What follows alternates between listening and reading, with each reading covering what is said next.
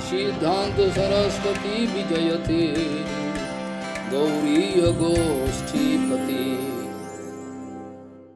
वंदे गुरुपद्वंदं भक्तबिंदसमन्वितं श्रीचैतन्य प्रभुं वंदे नित्यानंद सहोदितं श्रीनंदनंदनं वंदे राधिका चरणोदयं गोपीजनों समयुक्तं बिंदावनं मनोहरम् वाञ्छाकल्पतरुश्च कृपासिन्धुभ्यश्च पतितानं पावनेभ्यो वैष्णवेभ्यो नमो नमः। मूकं करोति वाचालं पङ्गुं लङ्घयितगिरिं यत्कृपातमहं वन्दे परमानन्दमाधवं।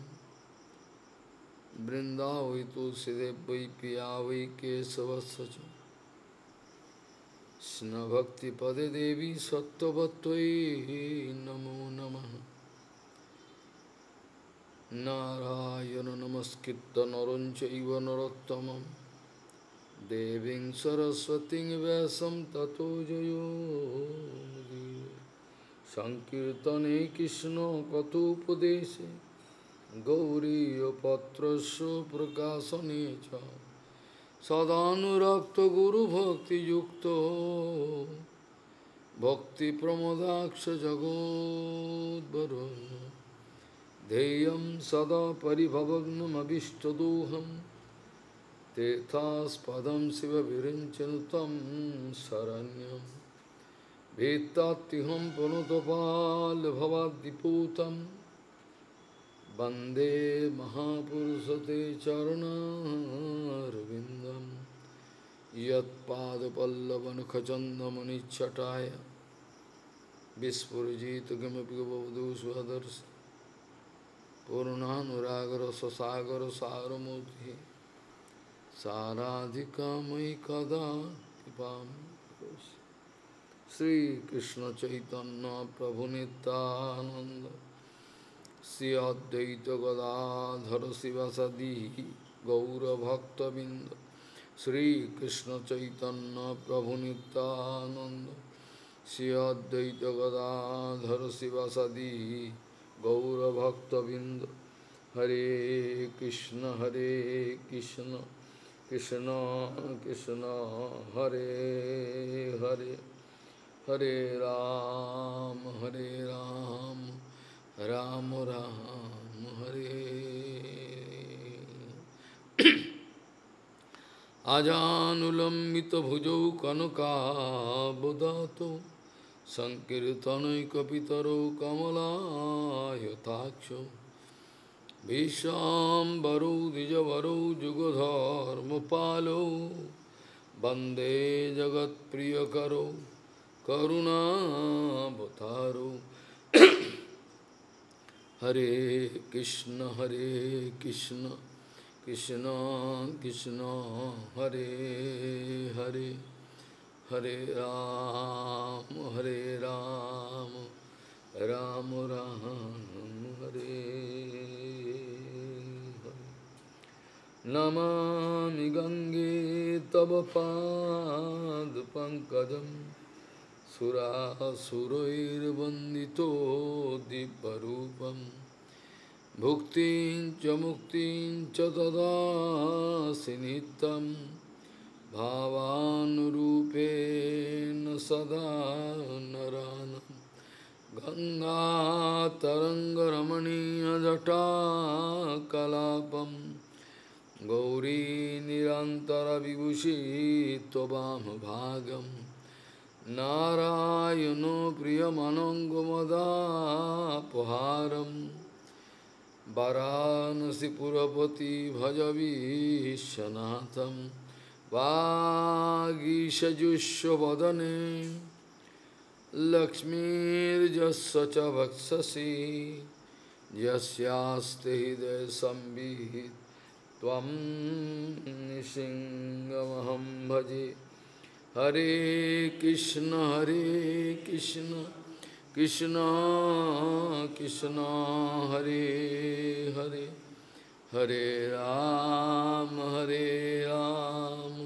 Ram Ram Hare. Shrutasya pungsam suchira samasya nanjo sasuri vritartho tattvad gunanu savanam mukundo padar binda hridayeshu yesham. Shrutasya pungsam suchira samasya nanjo sasuri vritartho tattvad gunanu savanam mukundo padar binda hridayeshu yesham. Gauriya Goshtipati Sri Srila Bhakti Siddhanta Saraswati Goswami Thakur Prabhupada Paramahansa Jagadguru জানিয়েছেন বৈষ্ণবের উপর আধিপত্য করবার যে একটা ইচ্ছা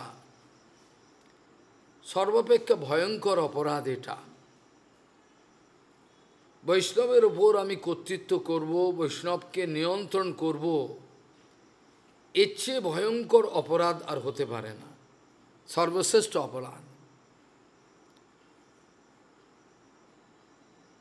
কিছু ব্যক্তি প্রভুপাদকে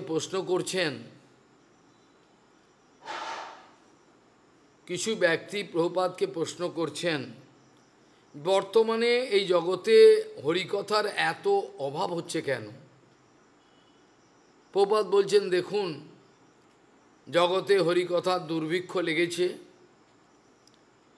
এর পেছনে একটাই কারণ, সেটা হচ্ছে আমরা শুদ্ধ গুরু বৈষ্ণবকে উপলব্ধি করতে পারছি না, বরং তাদের যে আচার আদর্শ এগুলো মেনে নিতে না পারার জন্য তাদেরকে অপদস্থ করা, তাদেরকে মঠ থেকে চলে যাওয়ার ব্যবস্থা করা, এইসব বিভিন্ন টর্চার তাদের উপর হয়। তারা কিছু মনে করেন না, কিন্তু তাদেরকে বাঁচাবার জন্য তারা ওখান থেকে চলে যান। যত বেশি থাকবো তত অপমান করবে, যেটা বিদুরজি মহারাজের হলো। বিদুরজি মহারাজ কোনো অন্যায় কিছু করেন নাই, তথাপি তিনি পদে পদে অপমানিত হচ্ছেন দুর্যোধনের কাছে, তাদের কাছে প্রতিপদে অপমানিত হচ্ছেন। সে অপমান সাধারণ অপমান নয়, চূড়ান্ত অপমানিত হচ্ছেন। এমনকি তাকে ঘাড় ধাক্কা দিয়ে বের করে দাও, কে তাকে এখানে এই দাসী পুত্রকে কে ডেকে এনেছে, এই দাসী পুত্রকে কে ডেকে আনলো এখানে, বার করে দাও এখানে গলা ধাক্কা দিয়ে, এরকম ধরনের দুঃসাহস। এইভাবেই যখন গুরু বৈষ্ণবের অপমান হয়, তারা কিন্তু উত্তেজিত হয় না, এগুলো খেয়াল করতে হবে। তারা উত্তেজিত হয় না, তারা উত্তেজিত হয় কখন? যখন অপর মহান গুরু বৈষ্ণবের অপমান হচ্ছে, অপদস্থ হচ্ছে, শাস্ত্রের বিরুদ্ধ আচরণ হচ্ছে, তখন তারা জবাব দিতে বাধ্য হন। এর আগে তারা কিন্তু কোনো কিছু নিজেদের অপমানে তারা, সেই জন্য প্রভুপাদ বলছেন, বৈষ্ণবগণ নিজেদের অপমানে উত্তেজিত হন না, বৈষ্ণবগণ নিজেদের অপমানে উত্তেজিত হন না, কিন্তু বৈষ্ণবের অপমানে তারা ধৈর্য রাখতে পারেন না, তখন জবাব তাদের দিতে হয়। এই জন্য বৈষ্ণবের অপমানে যদি জবাব না দেওয়া হয়, সেটা আমার ভজন জীবনের অধঃপতনের কারণ হয়ে দাঁড়ায়, আমার জীবনের অধঃপতনের কারণ হয়ে দাঁড়াবে।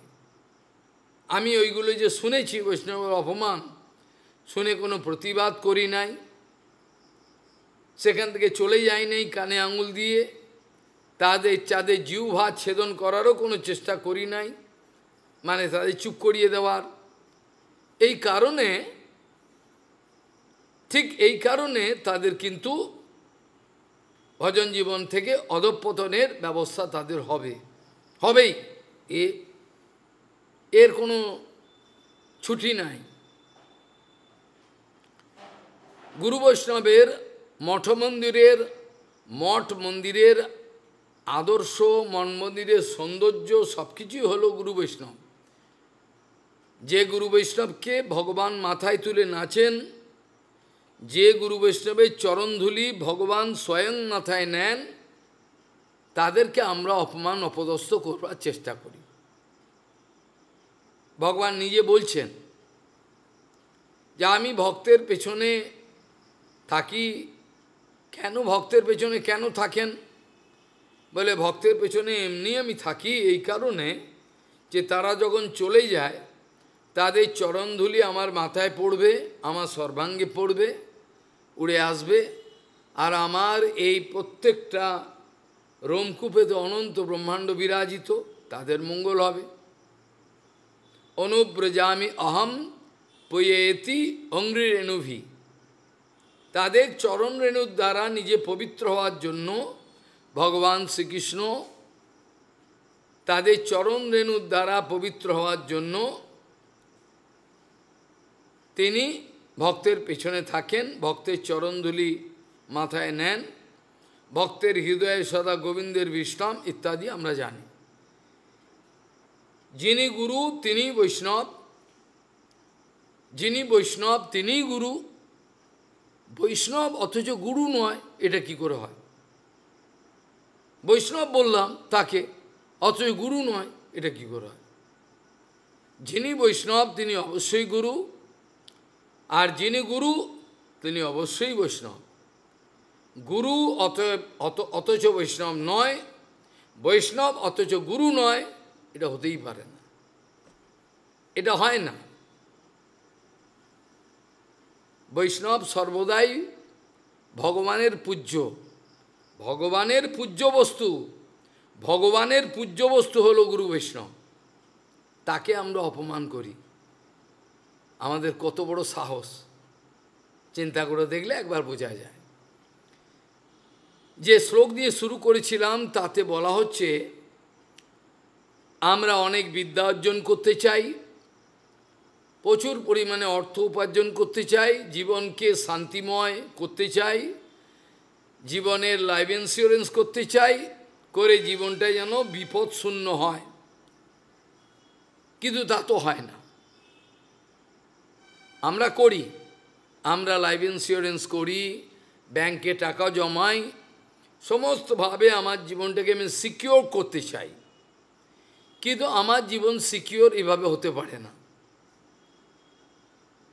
কারণ সমস্ত কিছু নির্ভর করছে আমার কর্মফলের উপর, আর আলটিমেট কর্মফল যিনি দেবেন তার হাতের। এর মধ্যে আমাদের কিছু করার থাকে না। যে শ্লোক দিয়ে শুরু করা হয়েছিল সেখানে বলছেন শ্রুতি স্মৃতি বেদ বেদান্ত আমরা পড়ে পণ্ডিত হতে চাই। আজকে সকালেই আলোচনা হচ্ছিল, কোনো ব্যক্তি যদি প্রভুপাদকে বলতেন আমি এটা পড়ব, প্রভুপাদ শিগগির সেবা করুন, জীবন কখন চলে যাবে ঠিক নেই, প্রভুপাদ বলতেন। আবার ওই প্রভুপাদই বাণী সেবার জন্য কাউকে কিছু বিশেষ ব্যবস্থা করে দিতেন। এদের দৃষ্টিতে প্রভুপাদের পক্ষপাতিত্ব ছিল। এদের অভিযোগ হলো প্রভুপাদ একজনকে সেজলে একজনকে দিচ্ছেন না, এরম একটা অভিযোগ তাদের থাকত। তারা তো অন্ধ ব্যক্তি, তারা প্রভুপাদকে চিনত না। আজকে সকালেই বলছিলাম সমস্ত কিছু এক বৈষ্ণবের যে আচার আচরণ কথাবার্তা যা কিছু বলেন, যা কিছু লেখেন, যা কিছু ব্যবহার করেন লোকের সামনে, কাউকে শাসন করছেন, কাউকে আদর করছেন, সমস্ত কিছুর পেছনে একটাই কারণ, এরা হচ্ছে কি সর্বাঙ্গীনভাবে ভগবানকে সন্তুষ্ট করার ইচ্ছা একটা। যা কিছু করছেন, যত আচার আচরণ করছেন, যত কিছু করছেন, সব কিছুর পেছনে কি বলেছিলাম, সততম স্মর্তব্য বিষ্ণুম বিস্মর্তব্য নাও। এটা তো সাধারণ লোকের জন্য, বৈষ্ণবের তো সবসময় স্মরণ থাকি।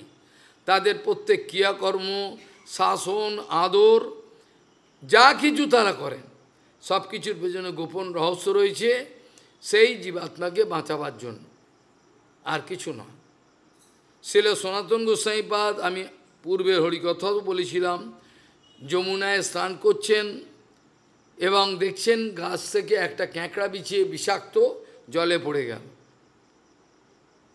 সঙ্গে সঙ্গে তিনি কী করলেন, ওই ক্যাঁকড়া বিচিটাকে এরমভাবে জল থেকে তুলে গাছে রাখতে গেলেন, কামড়ে দিল হাতে, ভয়ঙ্কর।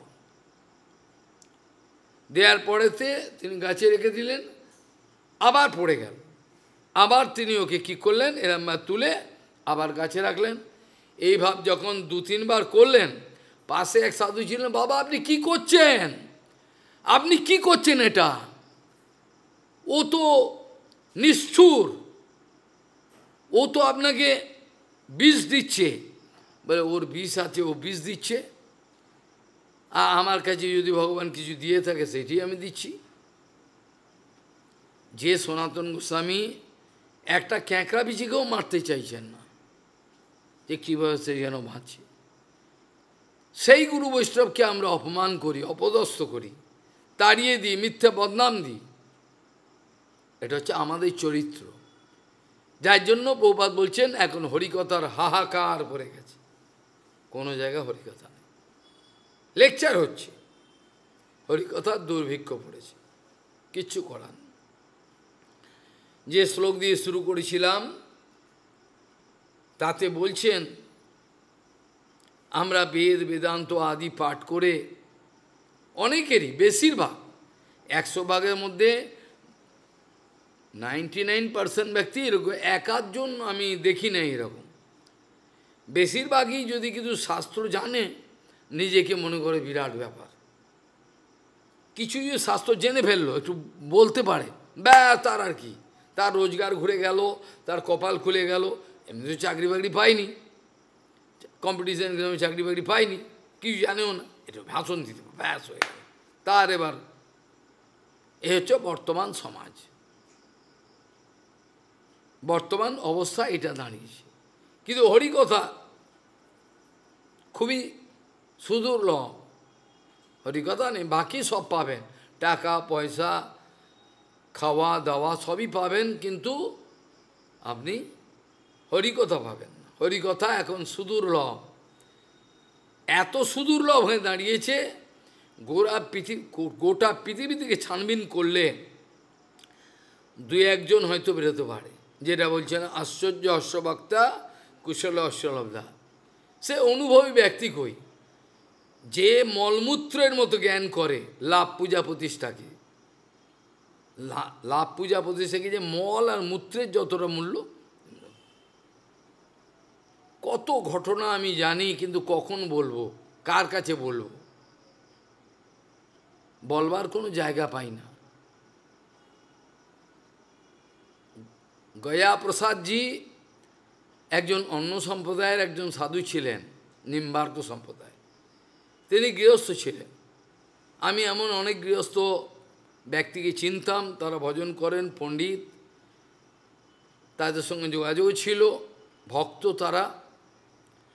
তিনি নিঃস্ব, কোনো মতে যা আসবে তার উপর জীবনযাপন করেন, তার কোনো বৈভব নেই। পুরো কার্তিক মাস তিনি ভগবত হরিকথা বলবেন গোবর্ধনের তটে, যে যত পয়সা কড়ি দেবে তাকে অনেকেই চিনত, যেন মহান সাধু, একটা পয়সাও তিনি নিতেন না, সে জড়ো করে ওখানে থাকত। আর মাসের শেষে যতক্ষণ পয়সানার শেষ না হয় ততক্ষণ ভান্ডারা চলল, ভান্ডারা করে সবাইকে খাইয়ে তৃপ্তি করে গিরিরাজের চরণে চোখের জল ফেলে তারপর দণ্ডবোধ করে খালি হাতে ফিরে আসত। এরম সাধু আছে। আমরা তাদের চিনি না, আমরা তাদের বুঝতে পারি না। আজকের দিনে যদি গৌরকিশোর বাবাজি মাঝে মাঝে একজন সাধু থাকতো, আমার মনে হয় তখনকার দিনে ছিল বলে তাও কেউ চিনতে পেরেছিল, এখনকার দিনে যদি থাকে কেউ চিনবে না, চিনতেই পারবে না, মুখ দিয়ে বিক্রি পাগল, এরকম অবস্থায় আমরা পৌঁছে গেছি। বেদান্তের দিগ্গজ পণ্ডিত নিষ্কিঞ্চন সাধু, আমি ভাগবতেরও পণ্ডিতকে চিনি, তার সঙ্গে কথা বলতাম, গরিব, গরিব বলাটাও অন্যায়, তার কাছে মাঝে মাঝে গিয়ে থাকতাম, সে ওই আটা রুটি বানাতো, টিকিয়া। আমার জীবনটা আনন্দময় বললেই হয়, দুঃখ একটাই যে ভক্তি পেলাম না, এইটি। মাঝে মাঝে সেখানে গিয়ে থাকতাম, তিনি রুটি বানাতেন, বাবা একটু ভাগবত পাঠ করো, বাবা কোনো মুখস্থ সব ভাগবত বলতে আরম্ভ করলো, আমি শুনলাম, কখনো আমি কোনো মন্তব্য করলাম, এরকম ধরনেরও হতো, এরকম ধরনের হতো। এইভাবে ব্রজের যে নিষ্কিঞ্চন ভজনের যে আনন্দ, বাস্তবিক আনন্দ, সেটা কিছু না হলেও কিছু ভগবান কিছুটা অনুভব করিয়েছেন, যার জন্য আমাকে এই সব জিনিস কাবু করতে মুশকিল আছে, কারণ ওগুলো দেখিয়ে নিয়েছেন।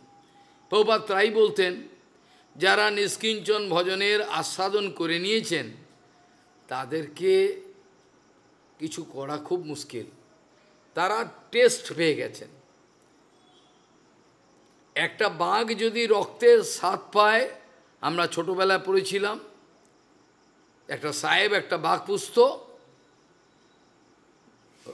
পেন্সিল কাটতে গিয়ে হাত কেটে গেছে, রক্তের স্বাদ, ওই বাঘটা ঘুরে ঘুরে ওটা চেটেছে, চেটে বুঝে গেছে, খেয়ে নাও, বুঝে গেল। ঠিক এইভাবে যারা নিষ্কিঞ্চন ভজনের আস্বাদন পেয়েছেন তাদেরকে ঠকানো মুশকিল। টাকা পয়সা কামিনী কান যা দেবে, নেবে না, ওরা তো ওই আস্বাদন পেয়ে গেছে, নেবে না। এক বেদান্তের দিগ্গজ পণ্ডিত ছিলেন, হঠাৎ সমাজের লোক বিচার করলো বৃন্দাবনে, এনাকে আমরা একটা সভা করব, সভা করে তাকে উপাধি দেবো এবং মালা দেবো বিরাটভাবে, তাকে সবাইকে জানাবো এত বড় বেদান্তি। গড়ে গণ্যমান্য কিছু ব্যক্তি তার কাছে এসছেন, তিনি নিষ্কিঞ্চন থাকেন, দু একটা রুটি পুরি পান বিক্রির মতো, এসে বলছেন, বাবা বুঝি কী মনে করে এলেন? বলছে, আমরা বেদান্তর আমরা একটা সভা করেছি, সেখানে আপনাকে বেদান্তের উপাধি দেওয়া হবে আর মালা সব কিছু দেওয়া। বাবা রেগে আগুন, এখান থেকে দূর হয়, এক্ষুনি দূর হয় এখান থেকে,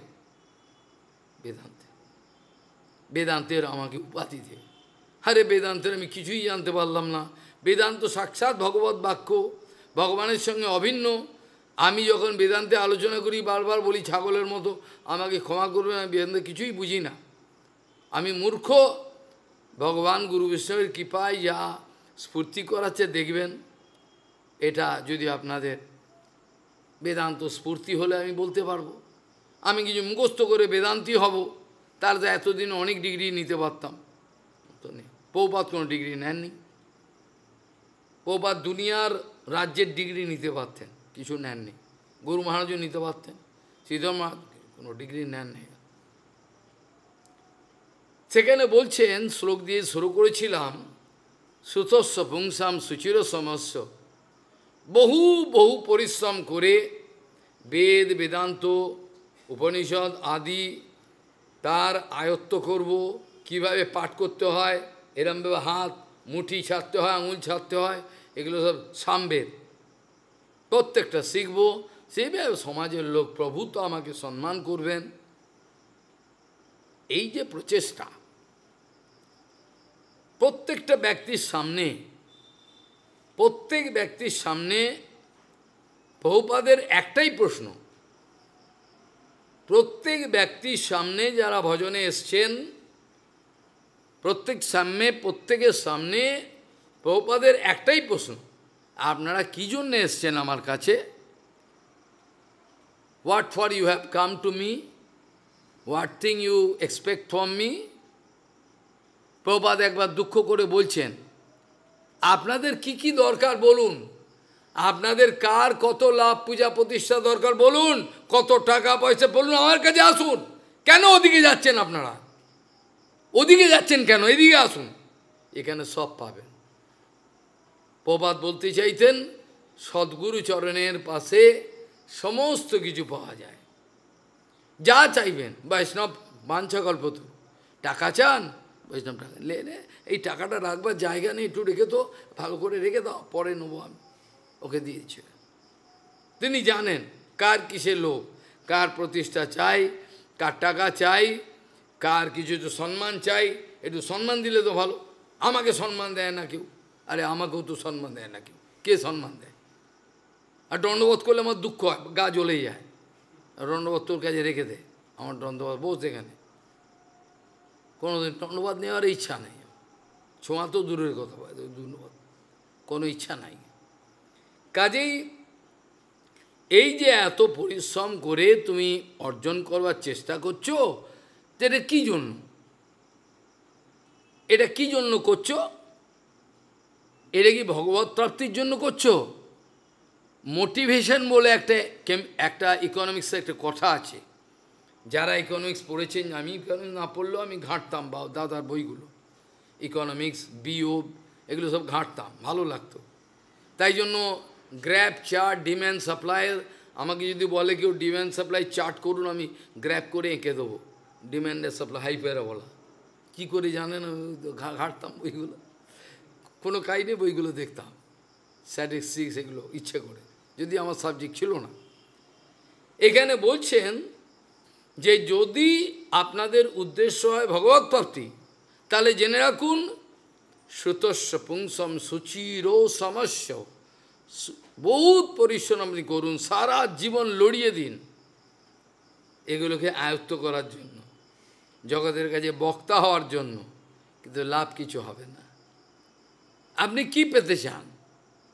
যদি ভগবৎ প্রাপ্তি আপনার জীবনের উদ্দেশ্য হয়, তাহলে দয়া করে রূপ সনাতন যেভাবে আমাদের জীবন দেখিয়েছেন সেরকম জীবনযাপন করাটাই ভালো মনে করি।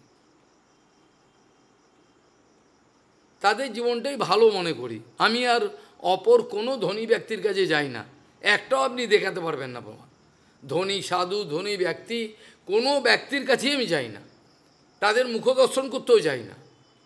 আমি এই বাচ্চা কাচ্চাগুলোকে নিয়ে থাকি, আমার এই ভাল লাগে, গরু, গোমাতা, বাচ্চা, এইসব এদের ভাল লাগে। আমি কোনো জায়গায় যাই না, ভাল লাগে না, আমার রুচি হয় না। আমি সরলতার পূজারী, আমি নিজে জটিলতা প্রশ্রয় দিতে চাই না। বুঝতে পারি কিন্তু এটা ভগবানের ইচ্ছা, কিন্তু ভাল লাগে না। জটিলতা হলে আমার মনে দুঃখ হয়, কষ্ট হয়। সরল জীবন ভালো, খাবো দাবো, সেবা করব আনন্দে। জটিলতা আমি পছন্দ করি, জটিলতা হলে আমার দুঃখ হয়, তখন আর সহ্য করতে পারি। সেই জন্য বলছেন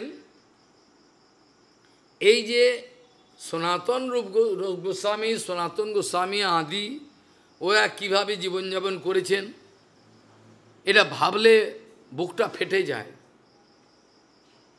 সপ্তাহে একদিন সনাতন গোস্বামী মথুরায় যেতেন, আটা, চুন ভিক্ষা করতেন, এনে কিছুই নেই, নুনও নাই, কিছুও নাই, ওটাকে দিয়ে টিকিয়া বানাতেন, আগুনেতে কাঠ জ্বালিয়ে পোড়াতেন, আর মদনমোহনকে এটা দিতেন। মদনমোহন বলছেন, সনাতন এ কি খাওয়া যায়, একটু নুন তো দাও কম করে। সনাতন বলছেন, নুন কোথায় পাবো, তুমি নুন ব্যবস্থা করে নাও, নুনের জন্য আমি যাব, কোথায় যাব, কে দেবে নুন? তো সত্যি সত্যি নুনের ব্যবস্থা হয়ে গেল, তিনিই করে দিলেন এই মদনমোহন মন্দির। এগুলো আমাদের কাছে গল্প কথা মনে হয়, কিন্তু এগুলো সত্য। নিদ্রা আহার বিহার কাদি বিজিত চাতান্ত দিন চৌ। ভজন জীবনের মাপকাঠি জেনে রাখবে, এটা হচ্ছে দৈন্য। যেদিন দৈন্য হারাবে, সেদিন আমার মূল্যটা হয়ে যাবে কুকুরের সমান, কুকুরের থেকেও নিচে। দৈন্যটা যদি চলে যায়, অপ্রাকৃত দৈন্য, লোককে দেখাবার দৈন্য না। হইলেও সর্বগুণে গুণী মহাশয়, প্রতিষ্ঠা আশা ত্যাজি করো অমানের, এইটাকে দৈন্য। যারা দৈন্যের কপট একটা মুখোশ পড়বেন সমাজের গলা কাটবার জন্য, তাদের কথা বলছি না। মিঠা ছুরি, হিন্দিতে বলে মিঠা ছুরি, আইয়ে মহারাজ আইয়ে বিরাজিয়ে বলে দিয়ে দিল, এরা দৈন্য নেই। দৈন্যের মাপকাঠি একটাই, সেটা ভক্তিবিনোদ ঠাকুর জানিয়েছেন, সেটা প্রভুপাদের মতো সাধু ছাড়া আর কেউ জানায়, তিনি জানিয়েছেন। আর বাকি দুনিয়া এই ব্যাপারে খাবি খাচ্ছে, কেউ জানে না। হইলেও তিনি কিন্তু সমস্ত নিতে পারেন, হইলেও সর্বগুণগুণী মহাশয়, কিন্তু প্রতিষ্ঠা অমানিত, কিছুই না, কিছুই নয়। আমি কি, এই অনুভবটা কিন্তু মুখে নয়, অন্তরে করলে তাহলে অবশ্যই সনাতন গোস্বামীপাদ কৃপা করবেন। যে সনাতন গোস্বামীপাদের এক বিন্দু কৃপার জন্য রঘুনাথ অঝরে কাঁদছেন। রঘুনাথ দাস বলে কেঁদে কেঁদে বলছেন, আপনি দয়া করে আমাকে কৃপা করুন। বৈরাগ্য যোগ ভক্তিরসম প্রযত্নৈরপায়য়ত মাম অনভিপ্সুমাম। আমি তো চাইছিলাম না এই অমৃত আমাকে উনি, না না আমার একটু খেয়ে দেখ, একটু অমৃত মুখে দে, তাহলে ঝগড়া সব বন্ধ হবে। নেবে না। অমৃত আমাকে যিনি মুখ হাঁ করে দিয়েছিলেন, সেই অমৃত পেয়ে আমি অবাক, এও আছে নাকি, আমি তো জানতাম না। তারপরে আমি বৈরাগ্যের সাগর, যার নাম সনাতন গোস্বামীপাদ, ত্বং প্রভুম আশ্রয়ামি, সেই প্রভুর চরণকে আমি আর ছাড়ব না, আমি ধরেছি। যে প্রভুর চরণকে রূপ গোস্বামীপাদের মতো ব্যক্তি আঁকড়ে ধরেছেন। কীর্তনেতে বলে, হাহা প্রভু সনাতন গৌর পরিবার। অনেকে এটা নিয়ে জল ঘোলা করে। অনেকে বলেন গৌরাঙ্গের শিষ্য সনাতন। এক কথা বলতে গেলে ঠিকই, কেন তো শিক্ষা শিষ্য। যিনি ডাইরেক্ট ভগবান বসে তাকে শিক্ষা, তার গুরু তো বটে, হয়তো গুরু সার্বভৌম বলতে পারে আমার গুরু, রূপও বলতে পারে আমার ডাইরেক্ট গুরু। কিন্তু দীক্ষা তো মহাপ্রভু দিতেন না। মহাপ্রভু ভগবানের দীক্ষা দেওয়া, সম্প্রদায় প্রবর্তন করা, এগুলো ভগবানের কাজ না, এগুলো পেটি কেস। এগুলোকে ভক্তকে দিয়ে করা, এগুলো ভগবানের কি দরকার, ভগবানের এটা। তবে হ্যাঁ, চৈতন্য মহাপ্রভু এসেছিলেন, এসে যে বিশেষ গুঁড়ো জিনিস দিতে এসেছিলেন, এটা কাদের মাধ্যমে জানব? সনাতন রূপ এরাই তো সব, এদের মাধ্যমেই তো জানতে পারবো, আত্মকার মাধ্যমে জানতে পারবো। আর কে আছে? নানা শাস্ত্র বিচারণৈক নিপুণ সদ্ধর্ম সংস্থাপক লোকানাম হিতকরিণৌ তিবনে মান্যৌ শরণ্যাকরু। কারা এরা? কি করেছিলেন? কিছু অনুভব হয় কি? অনুভব হয় না। পাষাণের মতো হৃদয়, এ হৃদয় নিয়ে হরিভজন হয় না। পাষাণ হলে গলে যেত। কীর্তনেতে বলে আমার মন পাষাণ গলল না। রূপ সনাতন কি করেছেন? নিদ্রা নেই, আহার নেই, কোনো বাসস্থান নেই, এক এক গাছের তলায়। এই গাছের তলা ভালো, ও 2 দিন আর 7 দিন থাকে, লোভ হয়ে যাবে, অন্য গাছের তলায় যাও। এই গাছের তলাটা ভালো, লোভ এসে যাবে। তাহলে এক একটা গাছের তলা এক এক দিন। আর ব্রজমণ্ডলের এমন কোনো ব্রজবাসী নাই যেটা বড়ে বাবা ছোট বাবাকে জানে না। আর সনাতন গোস্বামী কাজই ছিল, পুরো 84 মণ্ডল ঘুরতেন। শেষ বয়সে গোবর্ধন রোজ আগেও করতেন, শেষ বয়সে রোজ। ভগবান আর সহ্য করতে পারলেন, এত বয়স হয়ে গেছে, তুমি এক কাজ করো, এরা আমার পায়ে ছাপ দিই, এইটা পরীক্ষা। ও শুনবে না পরীক্ষা। তখনকার দিনে ইট কাঠ পাথর কাঁটা ভর্তি ছিল, এখন তো রাস্তা বানিয়ে, তাও পারে না। লাঠের বাট, এরা বাবু, লাঠের বাট বাবু, এরা পারে না, এখন সব তৈরি। আর তখন ছিল পাথর কাঁটা, চারিদিকে গাছপালা, ওর মধ্যে দিয়ে পরীক্ষা। কতটা সুখের বাবু, পায়রা হয়ে গেছি আমরা, সুখের পায়রা। বকুম বকুম করব, দানা খাবো, আবার খোপে যাব। এই হচ্ছে আমাদের চরিত্র হয়ে গেছে। সনাতন গোস্বামীপাদকে ব্রজমণ্ডলের এমন কেউ ছিল না যে চিনত না, সবাই। যদি কোনো গ্রামে তার যেতে 84 মণ্ডল বিভিন্ন জায়গা দিয়ে করা যায়, কেউ কেউ বাইর করে, কেউ কেউ ভেতর দিয়ে দর্শন করতে করতে করে, বাইরের পরিক্রমা অনেকে করে। সনাতন গোস্বামীকে প্রত্যেক গ্রামের লোক চিনতেন। যদি কোনো গ্রামে যেতে দেরি হতো, ব্রজবাসীরা কাঁদতেন, ব্রজমায়েরা, বাবা इतना दिनों में आया है, बहुत दिन हो गए एरी हैं, अब तो बहुत दिनों में आया बाबा, क्यों, क्या कहाँ खो गया था, हैं, भूल गए हो क्या, भूले গেছিস কি বাবা, তুই আমাদের ভুলে গেলি, এইভাবে। তো সনাতন গোস্বামী বসতেন, বলতেন তোর মেয়ে বিয়ে দিয়ে দিই, হ্যাঁ দিয়েছি, জামাই কী করে, এইসব কথা বলতেন। লোকে বলবে এই তো গ্রাম্য কথা বলে, গ্রাম্য কথা নয়, ভজন জীবনের টেকনিক জেনে রাখো। ভজনের কৌশল কোনটা? কেন গুরু বৈষ্ণব এত আনন্দ থাকে?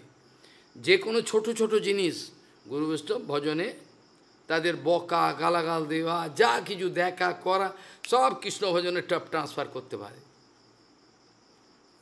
তাদের ক্ষমতা আছে কৃষ্ণ ভজনে কনভার্ট করা। এমন কেশব গোস্বামীর ক্ষমতা আছে কোর্টের কেসটাকেও হরিভজনে লাগিয়ে দিল।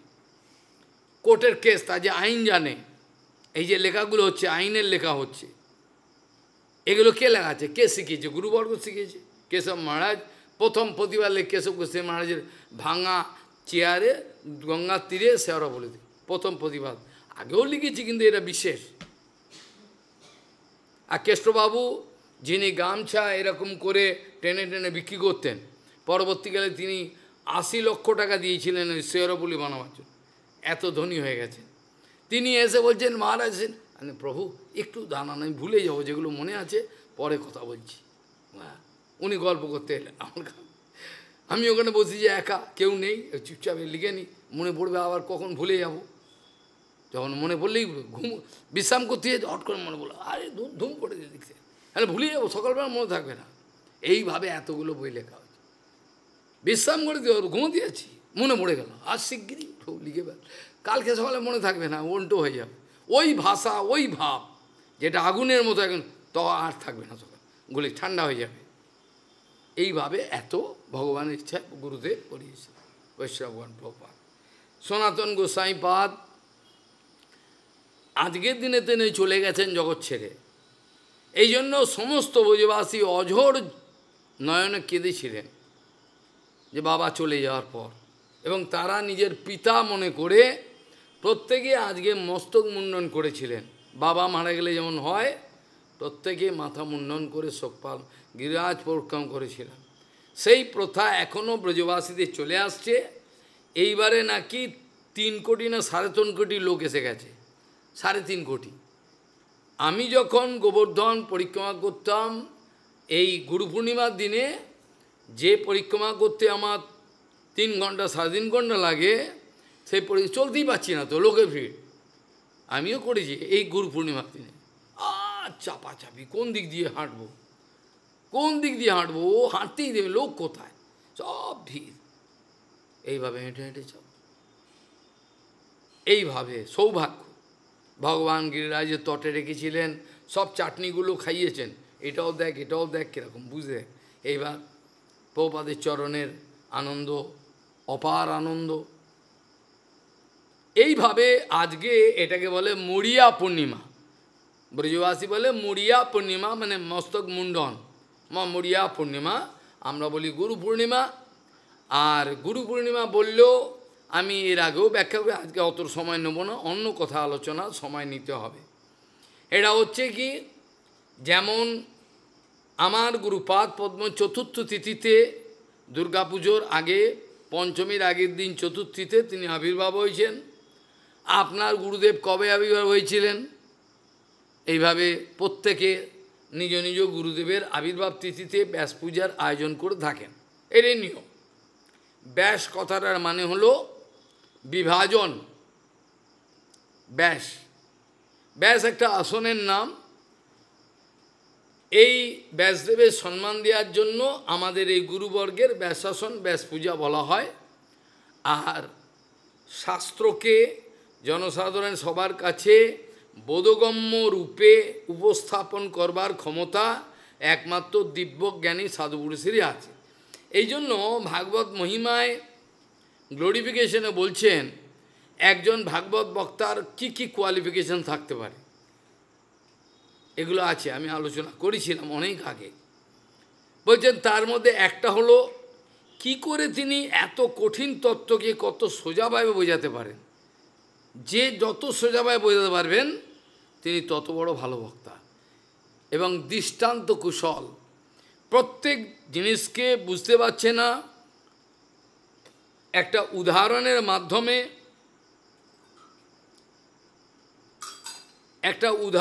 মাধ্যমে উপস্থাপন করা।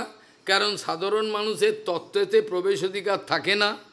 ওদের অনেক বলল, কি বললো রে বাবা, কি বুঝব না, কিন্তু ওকে যদি একটা উদাহরণ দিয়ে বলা যায়, তাহলে কিন্তু বুঝতে পারে। উদাহরণ, দৃষ্টান্ত কুশল।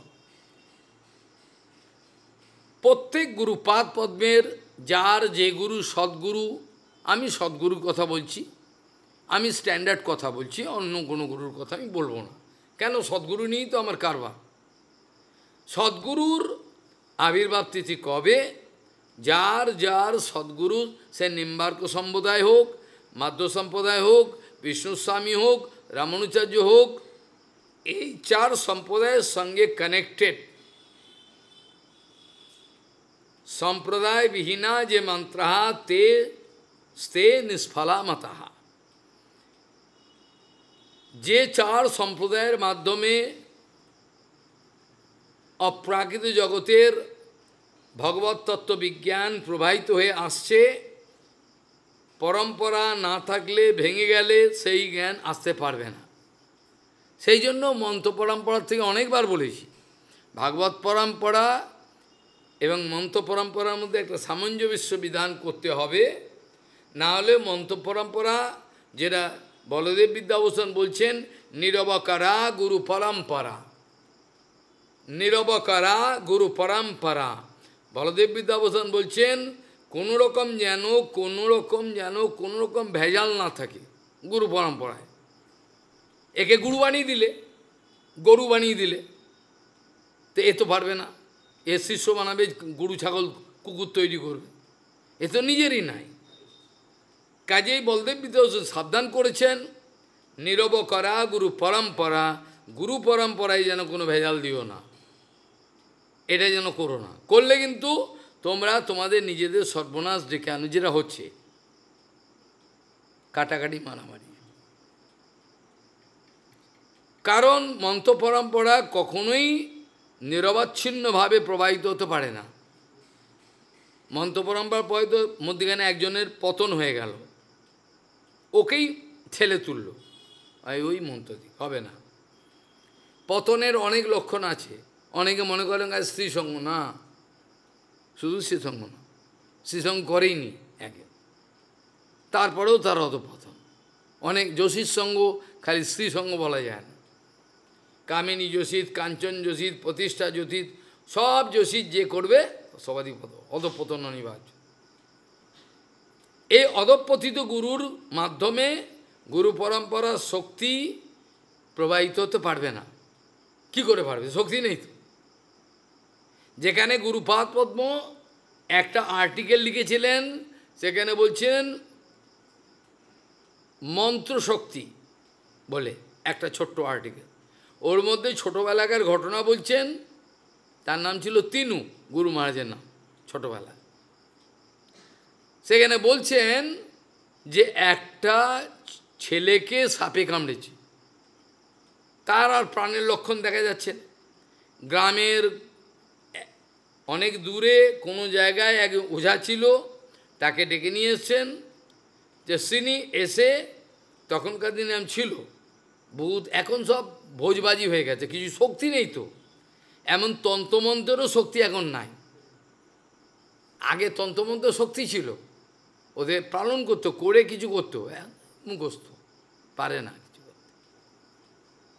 আর যারা শুদ্ধ গুরু বৈষ্ণব, তাদের বিরুদ্ধে তন্ত্রমন্ত্র যারা করতে যায়, তাদের সর্বনাশ, ভিটেমাটি সব চলে যায়, আর বংশ চলে যাবে, কিচ্ছু করতে পারে না। বৈখানন্দ মহারাজকে করেছিল, কিচ্ছু করতে পারে, হরিকথা বলে উঠে চলে গেল। পায়ে ধরলো, আরে আপনি কি করে বললেন, আমরা তো এই ব্যবস্থা জানি না। জয় প্রভুপাদ বলে শুরু করলো। কিছু বলে মরে যাওয়ার কথা, আমরা যে ব্যবস্থা করেছি, আপনি যে আসনে বসেছেন, কিচ্ছু হয়নি। বোঝা গেল? কাজেই গুরুপাদ বলছেন, নিজে চোখে দেখা। ওই ওঝা এলো, ওঝা এসে তিনটে কড়ি এরকম হাতে নিয়ে মন্ত্র করে ছেড়ে দিল, কড়িগুলো উড়ে উড়ে চলে গেল। গুরুপাদ লিখেছেন মন্ত্র শক্তি বলে, আশ্চর্য মন্ত্র, কড়ি চলে গেল। সে সি সেল, by given mantra, the 3 sea cell flying in the sky and going to catch the snake bite case, a snake, 2 sea cell here, 1 sea cell here, forcefully catch the snake and going to bring it to the place, the spot where the boy is lying. এসে কি করলো, ওই সাপ যে জায়গা কামড়েছে সেখানে মুখ দিয়ে সে বিষগুলো তুলল, সব বিষগুলো তুলল। শুধু এ না, আমাদের নিম্বার্ক সম্প্রদায়ের সঙ্গে যুক্ত আছেন ডেবরা বাবা। ডেবরা বাবা এরকম কত কেস করেছেন। এটা বাচ্চা ছেলেকে কামড়ে দিয়েছে সাপ। ও বাবা মা সব পাগলের মতো কাঁদছে, সব বাচ্চাকে কোলে নিয়ে কোথায় যায়, হায় হায়, গিয়ে বাবার কাছে গেছে, গিয়ে পায়ে ফেলে দিয়েছে, বাবা বাঁচান, শেষ। বাবা ওই সাপকে ডাকলেন। সাপকে ডাকার পর সাপকে বলছেন, তুই ওকে কামড়ালি কেন, কি ব্যাপার? ও সাপের সঙ্গে কথা হচ্ছে। সাপ বলছে, আমার পূর্বজন্মে আমাকে এরম করেছিল, আমার সঙ্গে।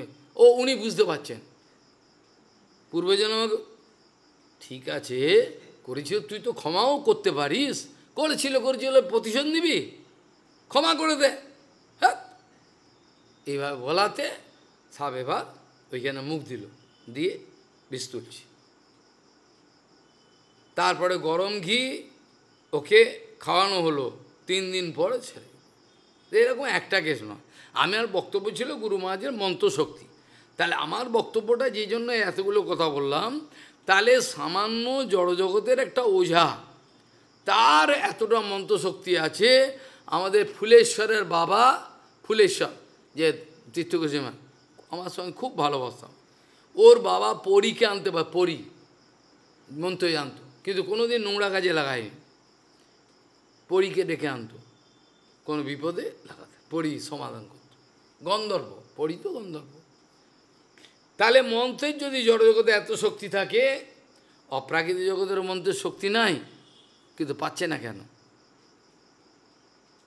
করে যাচ্ছে, যে সারা জীবন রোগড়ে গেল, কিচ্ছু হলো না। আরে বাবা হবে কোত্থেকে? ফুটো দিয়ে সব বের করে দিচ্ছে তো, বললেও তো মানে না, এটা করো না, ওইটি করবে। ফুটো দিয়ে যে বেরিয়ে যাওয়ারও খেয়াল নেই, ফুটো দিয়ে বেরিয়ে যাচ্ছে শক্তিগুলো। ওই জন্য শুদ্ধ গুরু বন্ধ করে ফুটো রাখে না, পাওয়ার এই জন্মেই বেরোতে হবে। এই মন্ত্র করার নিয়ম আছে, কি চিন্তা করে করবে, কখন করবে, এ মানেই না। ও আমি করবো, কর, যা পারিস কর, বললে শুনবে না, যা পারিস কর ইচ্ছা মতো, কে একটাও লোকে শুনবে না, ধারণাই নাই। কী জন্য এসছে? ভগবত প্রাপ্তির জন্য এসে জিজ্ঞাসা করুন, বলতে পারবে না ভয়েতে। আর শালগম ছুঁয়ে বল ভগবান চাই কি চাই, বলতে পারবে না। এমন যে আচার্যগুলো যারা আমি সাথে অনেকে বলেছি, আসুন এই নৃসিংহদের ছুঁয়ে বলুন আপনি ভগবানকে চাই, বলতে পারবে না, একজন আসে না। কারণ তাদের ভগবান তাদের জীবনের প্রয়োজন নয়। ভগবানকে তারা চায় না, ভগবানের থেকে চায়। ভগবানকে চায় না, ভগবানের থেকে কিছু চায়, এই জন্য হয় না। তাহলে সনাতন গোস্বামীপাদ, রূপ গোস্বামীপাদ তারা কতটা রক্ত জল করেছিল, তার কোটি কোটি জন্ম ধরে যেন আমি এই ঋণ পরিশোধের চেষ্টা করি, আমি কি পারবো? পারবো না। কোটি কোটি জন্ম যদি চেষ্টা করি, হা রূপ হা সনাতন কি করেছেন, তাতে একটু ঋণ শোধ করি পারবো না। অনন্ত পারম কিল শব্দ শাস্ত্রম, অনন্ত সাগর, এই শব্দের সাগরকে মন্থন করে আমাদের জন্য মাখন তুলে দিয়েছেন, তারপরেও পাচ্ছি না, জ্ঞান নেই তো। আর একটা ভাষার উপর দখল নিতে গেলে যে কি পরিশ্রম করতে হয়। মহাপ্রভু বলছেন, বৈয়াকরণিক যারা আছেন, একদিন যদি ব্যাকরণ না চায়, পরের দিন কী হলো কী আছে ভুলে যাবে, এত টিপিক্যাল। শব্দরূপ, ধাতুরূপ, কোথায় ব্যবহার, অব্যয় কোনটা, কোথায় কি ব্যবহার করো, সব মাথায় রাখতো। দিগ্গজ ওতেই জীবন চলে যাবে। আর হরিভজন আর কখন করবে? ওই হরিভজনকে হরিভজন আর কখন করবে? সকালে উঠে নরম নরম নাড়া, নরম নরম নাড়া, এই করতে করতে চলে গেল। প্রত্যেকটা শব্দ আলাদা, নর শব্দের রূপ আলাদা, নদী শব্দের রূপ, মতি শব্দ এক মিলিয়ে ফেললে হবে না, প্রত্যেকে আলাদা। তার ক্যাটেগরিতে কোন কোন শব্দ পড়ে সেগুলোকে মনে রাখতে হবে। তার কোন কোন মতি শব্দের অনুকূলে কি কি শব্দ আছে, তার অনুকূলে আবার বিচার করতে হবে। তা এইসব কে করবে? কে করবে? যাদের ভগবান অপ্রাকৃত মেধাবী, তারা এমনিতে শাস্ত্র বিচার বুঝতে পারেন, গৌরকৃষ্ণ মহাপ্রভু করেননি। যত বেশি পণ্ডিত আমরা দেখেছি, তাদেরই বেশি অধঃপতনই দেখেছি। যারাই মঠের পয়সায় পড়াশোনা করেছেন, মঠের খেয়েছেন, সমস্ত চলে গেছে, একটাও নাই, একটাও নাই, সব ভাগাড়ে চলে গেছে, খুঁজে পাওয়া যাবে না তাদের নাম নিশানা। তাহলে অনন্ত পারম কিল শব্দ শাস্ত্রম, stirring the whole ocean of shastra, Sanatan Rup Goswami wanted to get a cream for us, আমাদের জন্য সে ক্রিম। That also impossible for us to realise. এইগুলো আমাদের পক্ষে অনুভব করা খুব কঠিন, ওটাও পারবো না। কে পারবে? ওগুলোও কঠিন আমাদের পক্ষে। আমরা কলিকালে জীব, একবেলা অন্ন না খেলে ওরে বাপরে শুয়ে পড়ব, একটা রাত্রি যদি না ঘুমায়। আর সনাতন রূপ দিনের পর দিন, রাতের পরে না খেয়ে না দিয়ে করে যাচ্ছেন, অপ্রাকৃতান। প্রভুপাদ কী খেতেন? প্রভুপাদে খাওয়া দেখলে হাসি, চড়াই পাখির এইটু কী করে থাকতো শরীর। বৈষ্ণবগণের আহার খুবই অল্প, বৈষ্ণবের সিমটমের মধ্যে আছে অল্প আহারী, এরা পারে না বেশি খেতে। এইভাবে দেখা যায় তারা কি করে নিরন্তর 24 ঘন্টা। The technique of your Bhajan is how to apply your energy all perfect way, all the 24 hours, without any gapping. If there is any gapping, Maya can enter. Maya ঢুকে পড়বে। মায়াকে আমরা ঢুকতে দিতে চাই না। তার জন্য কী করতে হয়? ওই জন্য নিরন্তর নৈরন্তর্য, ভজনের যে নৈরন্তর্য, ভজনের যে এইটা হলো টেকনিক, এটা রূপগোস্বামী বা জানিয়েছেন। এটা আমি আলোচনা অবশ্যই করব কোনো সময়। কি করে একটা সাধুর আইকিউ, সে ভিক্ষা করছে, চলছে, ফিরছে, কথা বলছে, রান্না করছে, লোক ব্যবহার করছে, সবই করছে, কিন্তু তার হরিভজন হয়ে যাচ্ছে। অথচ আমার হরে কৃষ্ণ করলেও হরিভজন হচ্ছে না। আমার এক জায়গায় বসে হরে কৃষ্ণ করে হরিভজন হচ্ছে না। অথচ বৈষ্ণবের এত সমস্ত কিছু করছে, ওর মধ্যে সব কিছু he can relate each and every of his action with Haribhajan. It is a technique, এটা বলে টেকনিক। হরিভজনের টেকনিক এটা, কি করে প্রত্যেকটা ক্রিয়াকর্মকে, প্রত্যেকটা থট, চিন্তা ভাবনাকে হরিভজনে কনভার্ট করা, যেটা কেশব গোস্বামী পেয়েছিলেন। কোর্টের কেস থেকেও তিনি হরিভজন করে দিলেন। পারবেন আপনি? আপনি টেনশনে মরে যাবেন, টেনশনে মরে যাবেন। ওই যে চন্দননগরের চুঁচুড়া মঠ যখন গুন্ডা আর অ্যাক্সেস, সব গুন্ডা মথুরা মঠ নিয়েছিলেন। গুন্ডা মানে কেটে ফেলে দেবে, কেটে যমুনায় ফেলে দেবে, এত। একমাত্র কেশব গোস্বামী ছিলেন বলে পেরেছেন, বুঝে গেল? মাধব গোস্বামী ছিলেন বলে আজকে আমরা প্রভুপাদের আবির্ভাব স্থানকে পেলাম। গুন্ডা এসে ভয় দেখাচ্ছে ছুরি দিয়ে, কাটিকিরি ফেঁকি দিব, উড়িয়া ভাষায় বলছে, কেটে ফেলে দেবো। মাধব গোস্বামী ভয়ে কাঁপছে সব। মাধব গোস্বামী কোনো চিন্তা করিস না, আছে, কেউ কাটবে না, চুপচাপ থাক। কেসে জয়যুক্ত হলেন তো? সে গুন্ডাগুলো কোথায় গেল? তখন কি বলছে? মারা, হ্যাঁ ক্ষমা করে দিন বলছে ওই গুন্ডাগুলো, ওই যে যা ক্ষমা করে দিন, ক্ষমা করবো। হ্যাঁ, যখন তোদের বলেছিলাম তোদের টাকা দিয়ে দেবো, তোরা চলে যা, তোদের কোনো কষ্ট দেব না, বলে এবে করে দিয়ন্তু, এখন আপনারা করে দিন। বলে এখন তোদের কাঁচকলা দেবো, এই কাঁচকলা নিয়ে আয় তো ভান্ডারা থেকে, গ্রিন কাঁচকলা একটা করে, যা এবার চলে যা, আর পাবি না। যখন বলেছিলাম তখন শুনে নি, এত এনার্জি আমার দিতে হল, আর পাবি না। এবার পুলিশে ধাক্কা মেরে বার করবে, যা বেরিয়ে যা, হয়ে গেল। তো গুন্ডাগুলোকে কেশব গোস্বামী পায়ের তলা দিয়েছেন, পাগড়ি পড়ে, হাল পড়ে এবার কোর্টে যাচ্ছেন। সে দেখলে মনে হবে নেমন্তন্ন বাড়ি যাচ্ছেন।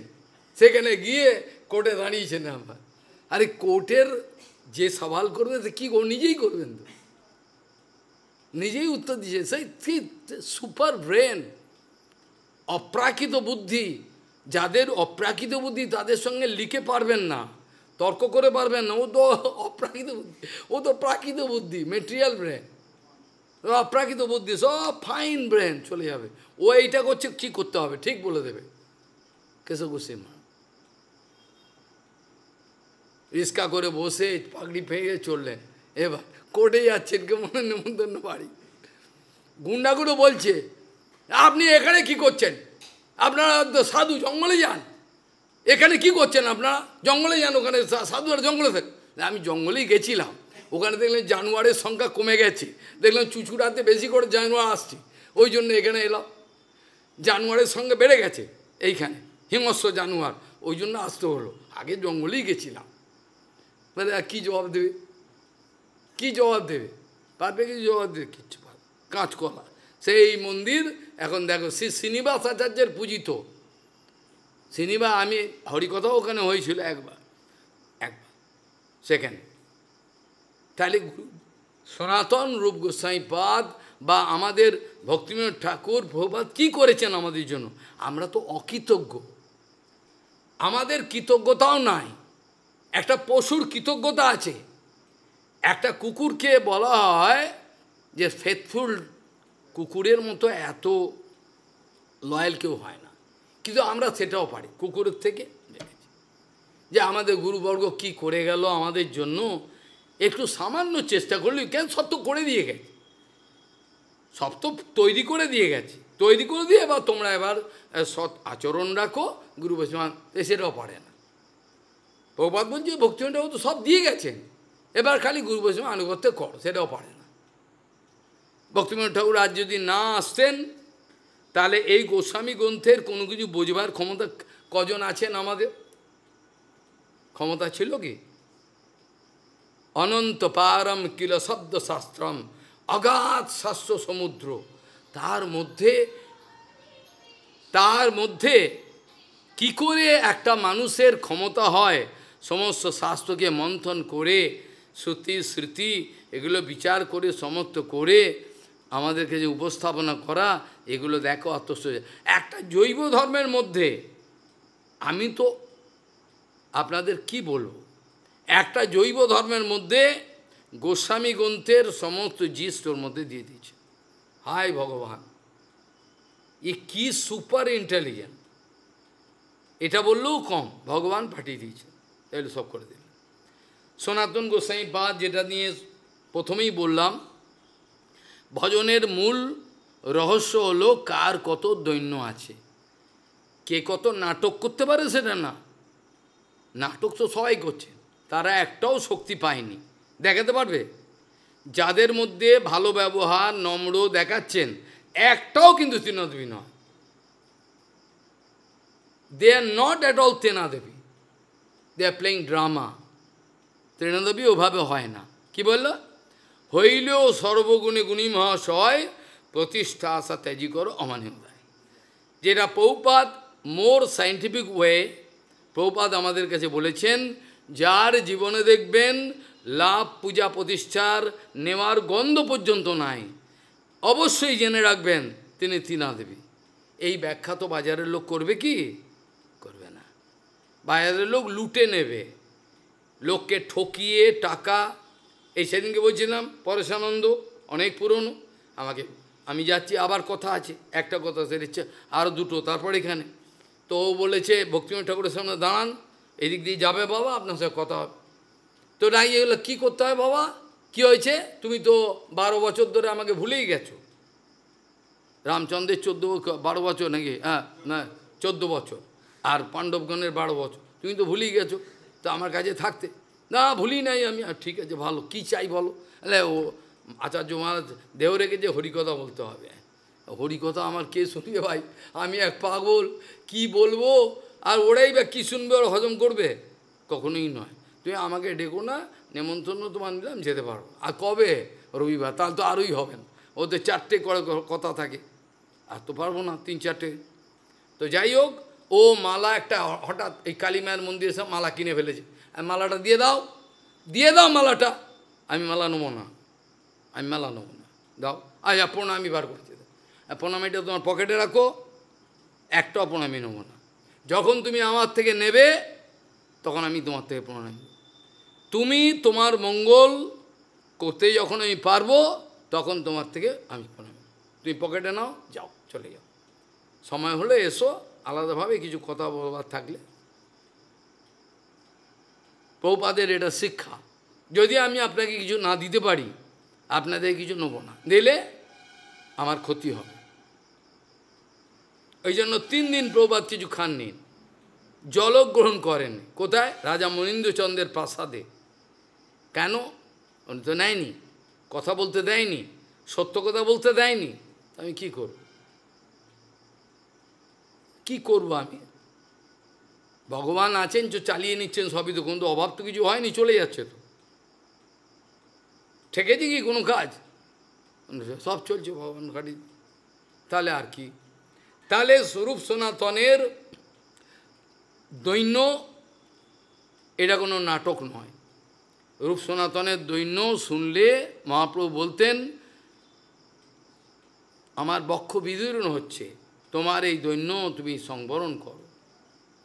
যে সনাতন গোস্বামীপাদ, যাকে কেন্দ্র করে মহাপ্রভু অনেক কিছু করবেন স্থির করেছেন, যে সনাতন গোস্বামীপাদ ভেবেছিলেন যে তার গায়েতে ওই ঝাড়িখণ্ডের পথে এসেছিলেন। দেখুন ঝাড়িখণ্ডে কে রক্ষা করলো? ঝাড়িখণ্ডে কে? ঝাড়িখণ্ডে তো বাঘ ভাল্লুক ভর্তি। তাহলে সনাতনকে কিন্তু বাঘ ভাল্লুক খেলো না, আপনাকে কিন্তু খেয়ে নেবে, আমাকে খেয়ে নেবে। বাঘ ভাল্লুক কিছু করলো না।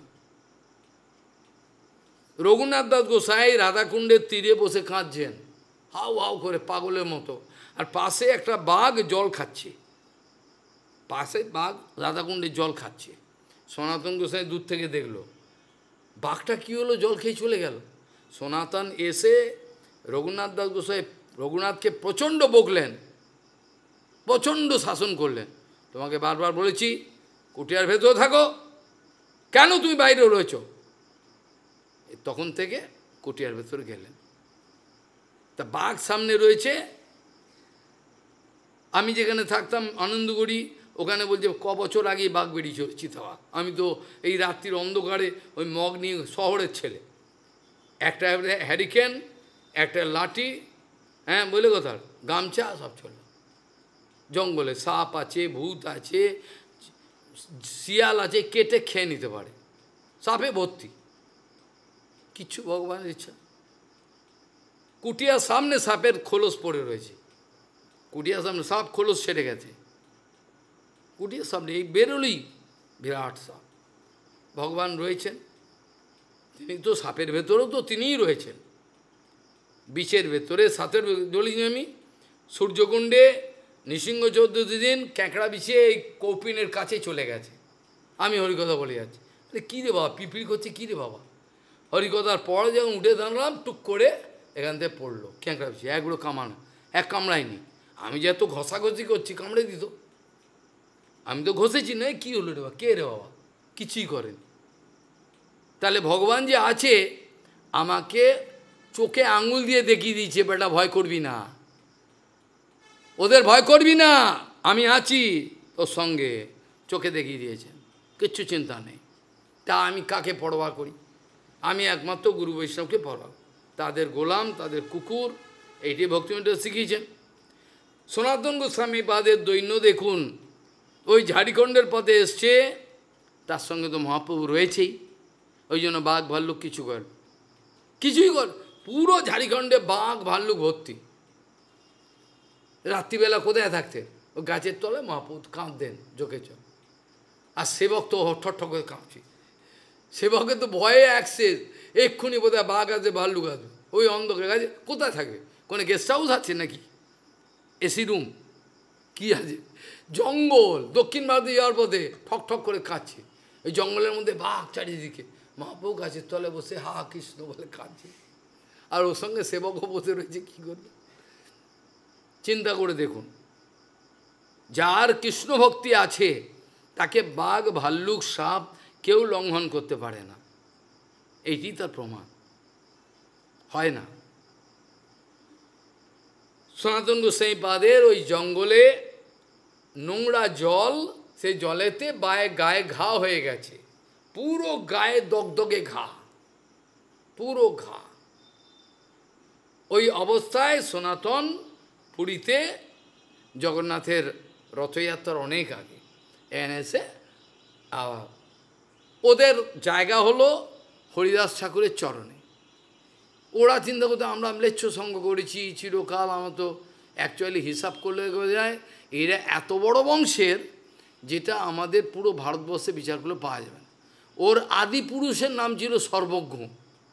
সর্বজ্ঞ নামটা যে সর্বজ্ঞ, উনি রাজা ছিলেন দক্ষিণ ভারতে, মহীশূর না কোথাকার। তার বংশ পরম্পরা হতে হতে এরা আসছেন। কেউ গঙ্গার তীরে বাস করে, কেউ বর্ধমানে, কেউ এখানে। তার বাবা এবার ওই যেখানে তার সন্তান।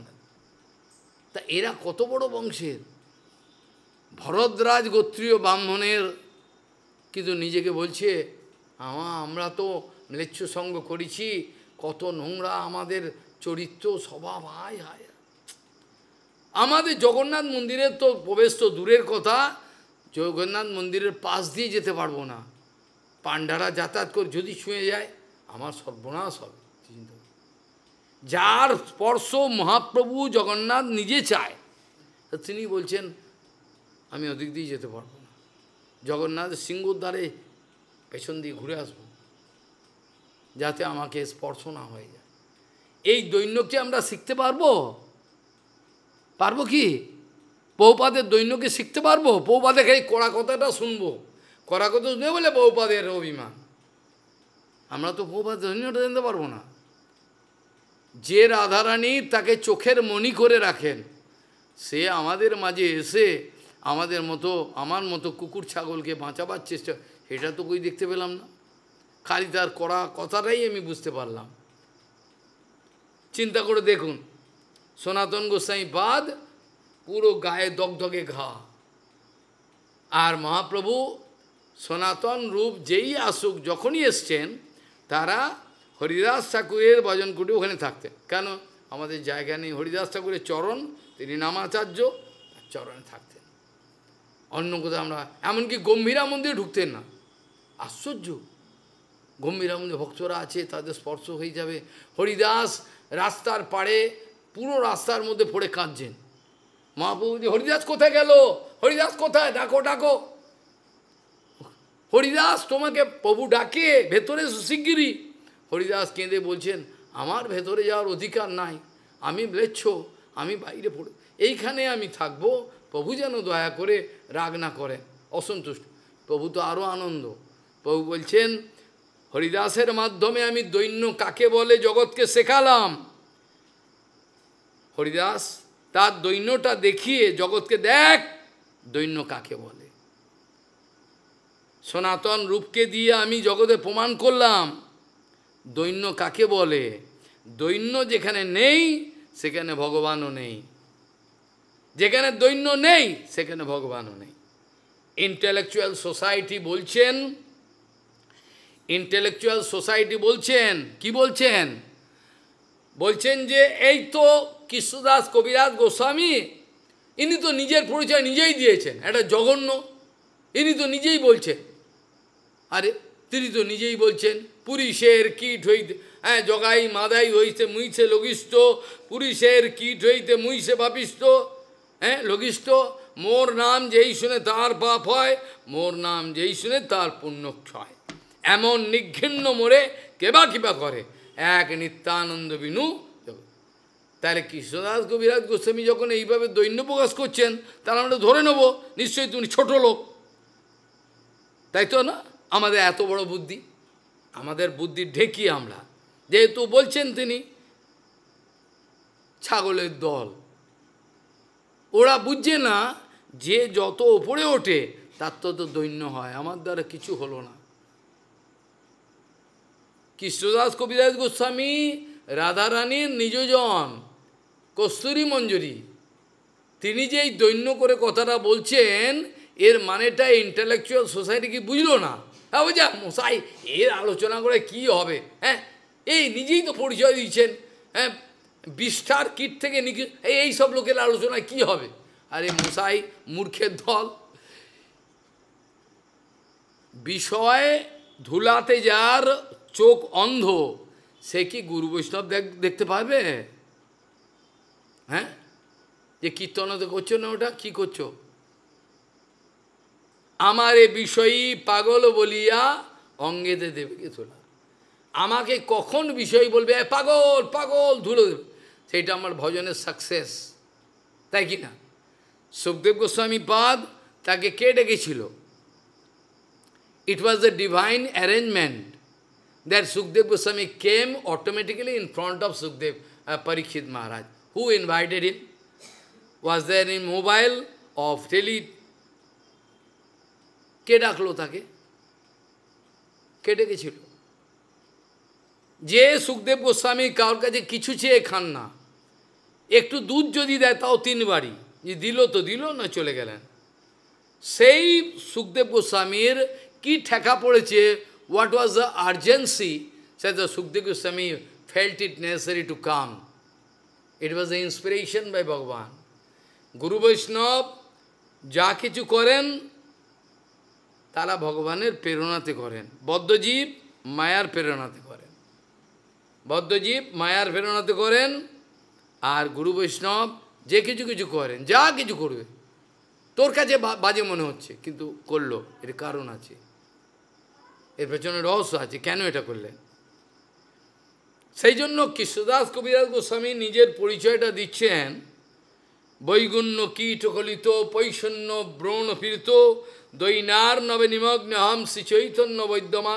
তাহলে উনি এরম পরিচয় দিচ্ছেন, তার মানে নিশ্চয়ই তিনি ছোট লোক, ছোট লোক বলেই তো উনি মেনে দিচ্ছেন। প্রপাত বলছেন এরা বিষয় ধুলাতে এদের চোখ অন্ধ, এরা কি বৈষ্ণবকে দেখবে? এরা কি বৈষ্ণবকে দেখবার চোখ করেছে? মল মূত্র, মেয়ে ছেলে বেটা ছেলে, এই দেখতে পারে তারা, কামিনী কাঞ্চন দেখতে পারে। ওরা তো চোখ তৈরি করেনি, চোখটা তো তৈরি করতে হয়। ভজন মানে কি? ভজন মানে কি? চোখ তৈরি করতে হবে, দর্শনের চোখ। ভজন মানে কি? হরে কৃষ্ণ করা। ভজন মানে কি? আপনার দর্শনের উন্নতি হবে। আপনি আজকে যে মলমূত্র দেখছেন, পরবর্তী বৈকুণ্ঠ দেখতে পাবেন। ভজনের এইটি তো রহস্য, কেউ তো বলে না, আর কারো আগ্রহ নেই। ওই চলছে, ভালোই তো চলছে, চলুক, এইটি আমাদের ধারণা। প্রভুপাদ বলছেন এই সব অমানুষ শিক্ষিত বর্বর, এরা মনে করছে কৃষ্ণদাস কবিরাজ গোস্বামী এই ব্যাপারে তো ছোট লোক উনি। প্রভুপাদ বলছে এদের তো দৈন্য, এদের দৈন্য, এরা এত উত্তম। যখন মানুষ নিজের স্বরূপ উপলব্ধি করার পর আরও অনেক ওপরে উঠে যায়, তখন তার কাছে কোনো সম্মান প্রতিষ্ঠা প্রতিপত্তি কিচ্ছু গায়ে লাগে না, কিছুই করতে পারে না। কি করবে? আনন্দ, আমরা তো আনন্দটা বাইরে খুঁজছি, আমরা তো আনন্দটা কোথায় খুঁজছি? বাইরে খুঁজছি, বাইরে খুঁজছি না? We are searching Ananda outside. Where is Ananda? Blind. Ananda is not there. Ananda inside you. Only you have to unveil. আনন্দ তোর ভেতরে রয়েছে, তো বাইরে কোথায় খুঁজছি? গুরু বৈষ্ণব খুলে দেখিয়ে দেবে আনন্দ। এবার আনন্দ, এবার সংকীর্তন করো। আমাদের মধ্যে অনেকে সন্দেহ করেছে সাডেনলি বাবা কিরকম মুডটা চেঞ্জ হলো কী করে। আমি বললাম তো সাডেনলি কিচ্ছু হয়নি, বহু বছর ধরে আমি চিন্তা করছি। যে ব্যক্তি আনন্দে নাম করতে পারছে না, সংকীর্তনে আনন্দ পাচ্ছে না, সে যত লেখা লিখুক আর যতই বাহাদুরি দেখুক, তার কিচ্ছু হবে না, কিছুই হবে না। যেদিন সংকীর্তনে আনন্দ পাবে, সেদিন যেদিন নামেতে আনন্দ পাবে, সেদিন তার ভজন অগ্রগতি। আমেরিকার একজন বিগ লেডি, সে আমাকে নিত্যানন্দের একটা ছবি উপহার দিয়েছিল। কার শিষ্য বলবো না, শিষ্যা। আমার জন্য হরিকথার ব্যবস্থা করেছিলেন সি অফ প্যালেসে, সি প্যালেস, ওখানে সমুদ্রের তীরে। পুরুষোত্তম গেছিল, প্রত্যেকে চেয়ারে বসে বসে শুনছেন গভীর কথা। যখন জানতে পারলো আমি অত্যন্ত কড়া কথা বলি, আর বাইরে আর যোগাযোগ রাখতে পারে না, লজ্জার ব্যাপার, ভেতরে রাখে, হরিকথা শোনে, বাইরে পারে না, কেন কড়া কথা বলে আমাদের গুরুদেবের বিরুদ্ধে। আসলে আমি কাউরই বিরুদ্ধ নয়, আমি কাউরই বিরুদ্ধ নয়, সবার ভুল ধারণা, আমি কাউর বিরুদ্ধ নয়, ভুল কথা, এগুলো মুখের ভ্রান্ত ধারণা। তাহলে সেখানে বলা হচ্ছে যে এই যে নিজেকে ওই মহিলা, তিনি আমেরিকায় থাকেন, তিনি গোপনে হরিকথা শোনেন, আমার ওপেনলি নয়। যারা ফলোয়ার তারপরে শুনো না বাবাকে, কেন তার বাজারটা খারাপ হয়ে যাবে, এইটা অবস্থা। আমি ব্যাসাসনে বসে বলছি, শোনে ওরা সব আমার কাছে গোপন খবর, কিন্তু পরে নিজেদের যে ফলোয়ার হলে তো খুলে যাবে না, কাপড়টা খুলে যাবে, ওই জন্য খুলবে না। আমার যে কথাটা বলার বক্তব্য ছিল সেটা হচ্ছে কি, উনি ভক্তিবিজ্ঞান ভারতী মহারাজকে প্রশ্ন করেছেন যে এত এডিটিং করছি, এত লেখালেখি করছি, কিন্তু আনন্দ তো হচ্ছে না, কি ব্যাপার? এই প্রশ্নটা ভারতী মহারাজ করেছে। ভারতী মহারাজ বলছে, আচ্ছা তুমি এই একই উত্তর আমিও দিই, আগাগোড়াই এই উত্তরতে। যাই হোক, আমি ভারতী মহারাজের নাম করা, আমি একটা ছোটো মানুষ, ওনার কথাটাই বললাম। তিনি বলছেন, কি করো তুমি? সারাদিন এডিটিং, এই ছবি আঁকা, এসব সারাদিন ব্যস্ত, আমি গুরু সব কিছু করলেও তোমাকে নাম করতেই হবে, সংকীর্তন করতেই হবে। তুমি এটা করো কি? সংকীর্তন করো, টাইম পায়, তাহলে তুমি এভাবেই থাকো, জেনামাজন থাকো, তুমি কোনোদিন পাবে না। কেন জীব গোস্বামীপাদের আদেশ হলো, যদ্যপি অন্য অন্য ভক্তি অঙ্গ আলোচনার আমাদের ক্রিয়া করার দরকার, আমাকে রান্নাও করতে হবে, আমাকে সবই করতে হবে, কিন্তু যা কিছু ভজনঙ্গ যাজন করো সব কিন্তু সংকীর্তনের দ্বারাই করতে হবে। এই মূর্খগুলো বোঝে না, অনেকবার বলেছি, এ কান দিয়ে ঢোকে, এখান দিয়ে বেরিয়ে যায়। যদি সংকীর্তন না করে আনন্দ পায়, যদি নামে আনন্দ না পায়, তার সব ভুল দিকে যাচ্ছে, ভুল দিকে যাচ্ছে তার। হরিকথা শোনবার আমি গ্যারেন্টি দিচ্ছি, আমি এদেরকে ইংরেজি কথা তো বলেছি, আমি তোদের গ্যারেন্টি দিলাম, দিস হরিকথা ক্যান গিভ ইউ সিদ্ধি, এত বড় গ্যারেন্টি দিচ্ছি। কেন আমি জানি যে আমি কোনো ভাষণ দিচ্ছি না, এটা আমি জানি, কিন্তু কেউ গ্রহণ করলে হয়, যা রুচি আছে গ্রহণ করুক, শুনুক, কিন্তু নাম এবং সংকীর্তন দুটোই করতে হবে। আমি কোনো দায়িত্ব নিতে পারবো না, যারা এই কথা আমার মান্য করবে না তাদের কোনো দায়িত্ব আমি নিতে পারবো না। They can go anywhere, get lost. নাম করতেই হবে, যতই তুমি করো বাহাদুরি, যত সেবাই করো, নাম করতে হবে এবং নাম সংকীর্তনও করতে হবে। কীর্তন বাজি যেটা মহাপ্রভু করতেন, হরি হর এ নম কৃষ্ণ যাদবা ইত্যাদি। তাহলে সনাতন গোস্বামীপাদের দৈন্যের দুটো কথা, সময় তো হয়ে গেল, কি বলবো, 2 ঘন্টা 1.5 ঘন্টা কিছুই হয় না, হয় কি, কি বলা হয়, অনন্ত সাগর। সনাতন গোস্বামী চিন্তা করলেন, মহাপ্রভু রোজ এসে আমাকে আলিঙ্গন করে জোর করে, আমি বলি প্রভু ধরো না আমাকে, কিন্তু প্রভু শোনে না, প্রভু জোর করে আমাকে বলাৎকার করে আলিঙ্গন করে। সনাতন একদিন বলছেন, কি করা যায়, প্রভু তো শুনছেন না আমার কথা, আমার যত পুঁজ রক্ত প্রভুর গায়ে লেগে যায়, আমি কি করব? একবার চিন্তা করলেন, রথের তলায়, রথযাত্রা হচ্ছে, জগন্নাথের রথের তলায় প্রাণটা দিয়ে দেবো, ভালো হবে। মহাপ্রভু জানতে পেরে এবার এসছে, সনাতন কি ব্যাপার প্রভু, যদি প্রাণ ত্যাগ করলে ভগবানকে পাওয়া যায়, এরকম কোটি প্রাণ আমি ত্যাগ করতে পারি, তার মানে কি বলতে চাও? কি বলতে চাই তুমি জানো না? আমি কি বলতে চাই তুমি জানো না? তুমি আমার কাছে আত্মসমর্পণ করেছো, জেনে রেখো, তোমার এই শরীর, তোমার এই মন সব কিন্তু আমার বস্তু, তুমি অপচয় করবে? কত বড় সাহস তোমার! দেখো হরিদাস, এই কোত্থেকে এইগুলো, এই বুদ্ধিগুলো এলো? হ্যাঁ, তোমার শরীর এখন আমার আত্মসমর্পণ করেছো, তুমি আমার সম্পত্তি, আমি এই শরীরের দ্বারে অনেক কর্ম করব, অনেক কাজ করব, কৃষ্ণের সেবা করাবো, আর তুমি প্রাণ দেবে? খবরদার। এবার জগদানন্দ পণ্ডিতের সঙ্গে আলোচনা, জগদানন্দ পণ্ডিত কি করা যায় বলো তো, এই প্রভু শুনছে না আমাকে আলিঙ্গন করে। শোনো শোনো, এক কাজ করো, তোমাদের বংশের সবাইকে প্রভু বৃন্দাবনে স্থান দিয়েছে, এক কাজ করো, রথযাত্রা থেকে তাড়াতাড়ি পালাও এখান। হ্যাঁ ঠিক বলেছ, তুমি ঠিক বলেছ, আমি তাড়াতাড়ি পালিয়ে যাবো এখান থেকে, তাই ভালো। মহাপ্রভু জানতে পেরেছেন, এসে বলছেন, সনাতন জগদানন্দ আমাকে উপদেশ, হ্যাঁ কালিকার যোগা তোমারে শিখায়, কালকে যোগা তোমাকে উপদেশ করছে, কত বড় সাহস তার। সনাতন বলছেন, জগদানন্দকে তুমি এত ভালোবাসো, তিনি আপন মনে করো, হ্যাঁ তাই জন্য তাকে তুমি শাসন করছো, আর আমাকে তুমি আনন্দ, তোমার মতো এত বড় পণ্ডিত তুমি আমাকে ঠকাচ্ছ। শোনা মহাপ্রভু যে না তা নয়, তুমি প্রবীণ বৈষ্ণব, তুমি আমাকেও উপদেশ করেছো, কত সুন্দর। প্রভু এভাবে বৃন্দাবন যাইবার এ নয় পরিপাটি, আমাকেও তুমি উপদেশ করতে বুদ্ধি ধরো, আর তোমাকে ও উপদেশ করবে কালকের জগা, আমি সহ্য করতে পারি বলো? আসল কথা কি, মহাপ্রভু জগাকেও ভালোবাসে, সনাতনকেও ভালোবাসে, দুজনকে, কিন্তু দেখাচ্ছেন তো এইভাবে সনাতন গোস্বামীপাদের দৈন্য শুনলে বক্ষ বিদীর্ণ হয়।